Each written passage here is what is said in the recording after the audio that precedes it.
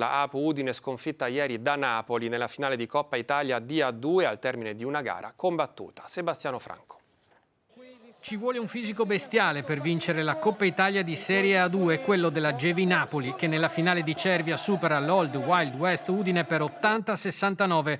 L'Apu di coach Bonicciolli tiene la testa avanti per oltre 3/4 di gara, chiudendo il primo quarto sul +3 e addirittura sul +11 all'intervallo lungo, 38-27. Merito dei canestri di Fulland, Italiano e soprattutto Antonutti, che chiuderà come miglior marcatore di Udine con 16 punti. Strappo ricucito parzialmente nel terzo quarto dalla squadra di Sacripanti, fino al -2 con cui si arriva all'ultimo periodo. L'Apu ha la forza di tornare sul +4 con la tripla di Giuri, ma Napoli rimette equilibrio nel match con Uglietti. Nel finale il fallo fischiato in attacco Italiano provoca le proteste e il tecnico a Bonicciolli. Poi la differenza la fanno l'aggressività di Napoli in difesa e i canestri di Josh Mayo, autore alla fine di 26 punti, con Napoli che chiude sull'80-69. Un pochettino alla fine c'è stato un po' di imprecisione. Mi spiace veramente perché ci meritavamo forse di avere una partita fino in fondo tirata, ma purtroppo sono contento così perché so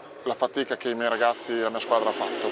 Hanno vinto facendo quello che le squadre di livello fanno negli ultimi 10 minuti di partita, cioè alzando in una maniera esponenziale l'aggressività difensiva, giocando ai limiti del fallo, come si fa sempre quando si vuole vincere. La RAI sostiene la campagna per le case della Lega Italiana Fibrosi.